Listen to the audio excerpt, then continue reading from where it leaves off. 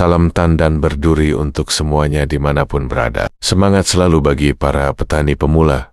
Mungkin saat ini baru saja membuka lahan baru ataupun baru saja tanam sawitnya. Jadi dalam video ini saya akan membagi cara atau tips untuk menanam 3 varietas sawit sekaligus dalam satu area. Mungkin ini agak seru kita bahasnya teman-teman. Ini aneh tapi nyata dalam lapangan. Jadi bagi yang mau tahu caranya, mohon dibantu channel ini dengan cara subscribe, like, dan share video ini ke sahabat petanimu, agar mereka juga bisa mendapatkan informasinya.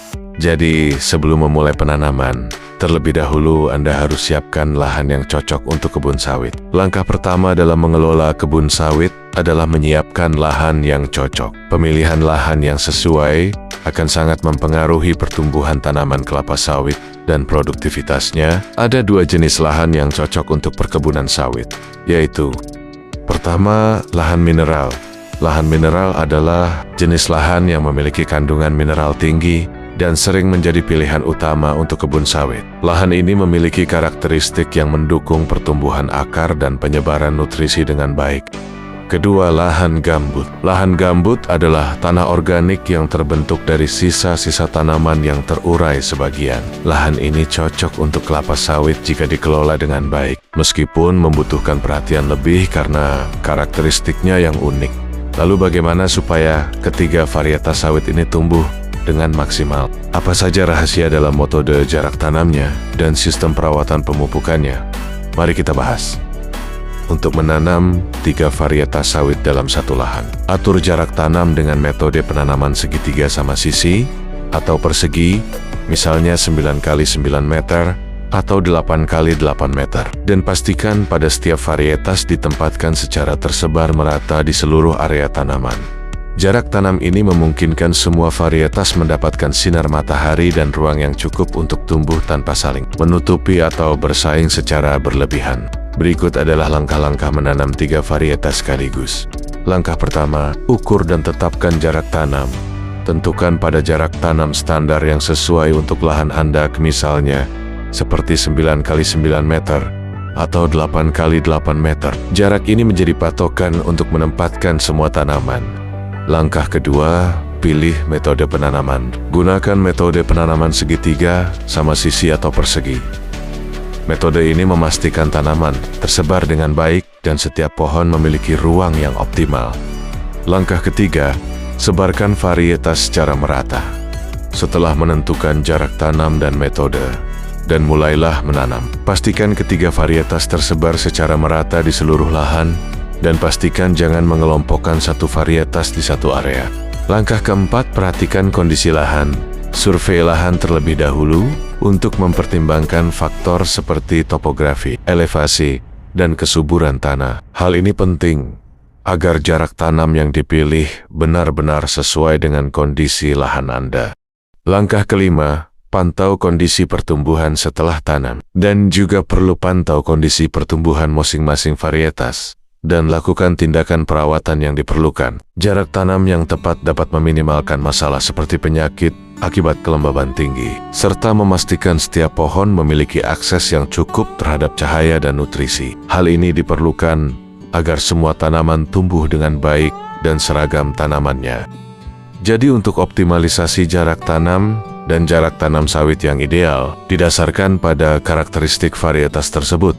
Misalnya, pelepah pendek versus pelepah panjang. Sulit untuk menerapkan satu jarak tanam seragam, misalnya 9 by 9 meter yang optimal untuk semua varietas yang berbeda secara bersamaan. Untuk mengelola beberapa varietas, pendekatan terbaik adalah menanamnya secara terpisah di petak yang berbeda. Bagi lahan Anda menjadi beberapa blok atau petak yang jelas. Setiap blok ditanami hanya dengan satu varietas sawit, varietas A di blok 1, varietas B di blok 2, dan varietas C di blok 3. Lalu terapkan jarak tanam yang direkomendasikan untuk varietas A di bloknya. Umumnya sistem tanam segitiga sama sisi dengan jarak 9 x 9 meter. Tetapi bisa berbeda tergantung spesifikasi varietasnya. Dan juga lakukan hal yang sama untuk varietas B dan C sesuai dengan karakteristik masing-masing varietas.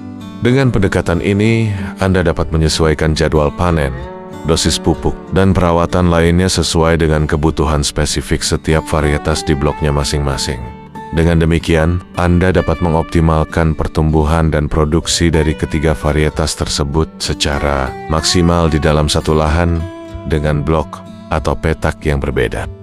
Lalu bagaimana merawat tiga varietas sawit yang berbeda dalam satu lahan yang sama membutuhkan pendekatan manajemen terpadu yang mempertimbangkan karakteristik unik dari setiap varietas, terutama dalam hal kebutuhan nutrisi, pola pertumbuhan, dan waktu panen. Dan tandai dengan jelas area tanam untuk setiap varietas. Ini penting untuk memastikan perlakuan yang tepat di masa mendatang, terutama saat pemupukan dan panen.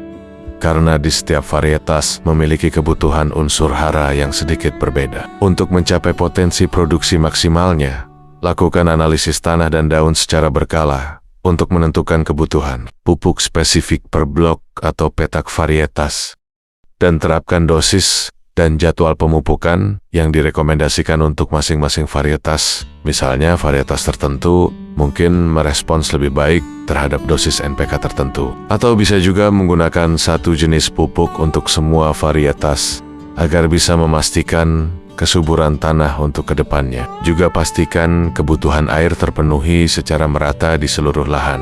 Sawit membutuhkan banyak air untuk pertumbuhan optimal. Jika ada perbedaan signifikan dalam kebutuhan air antar varietas, sistem irigasi mungkin perlu disesuaikan atau dikelola secara terpisah untuk area tertentu. Pengendalian hama dan penyakit. Beberapa varietas mungkin lebih rentan terhadap hama atau penyakit tertentu. Pantau area tanam secara rutin dan terapkan strategi pengendalian hama dan penyakit yang sesuai dengan kerentanan masing-masing varietas. Panen dan penanganan hasil. Perbedaan fase kematangan. Varietas yang berbeda memiliki fase kematangan buah yang berbeda pula. Jadwal panen terpisah. Lakukan penjadwalan panen terpisah untuk setiap varietas untuk memastikan tandan buah segar atau TBS dipanen pada tingkat kematangan optimal yang akan memaksimalkan rendemen minyak. Pencatatan hasil. Catat hasil panen dari setiap blok varietas secara terpisah untuk mengevaluasi kinerja masing-masing varietas dan membantu perencanaan di masa depan. Dengan manajemen yang cermat dan terencana, menanam beberapa varietas sawit dalam satu lahan dapat mengoptimalkan produktivitas dan mengurangi risiko ketidakseimbangan penyerbukan. Dengan manajemen yang cermat dan terencana, menanam beberapa varietas sawit dalam satu lahan dapat mengoptimalkan produktivitas dan mengurangi risiko ketidakseimbangan penyerbukan. Setiap kali panen dilakukan, hasil TBS dalam satuan berat misalnya kilogram atau ton dari masing-masing varietas harus ditimbang dan dicatat secara terpisah. Idealnya, jumlah tandan juga dihitung untuk memungkinkan perhitungan berat janjang, rata-rata BJR spesifik per varietas. Pencatatan harus dilakukan secara konsisten untuk setiap siklus panen. Kumpulkan data panen dari periode waktu tertentu misalnya per bulan, per triwulan, atau per tahun.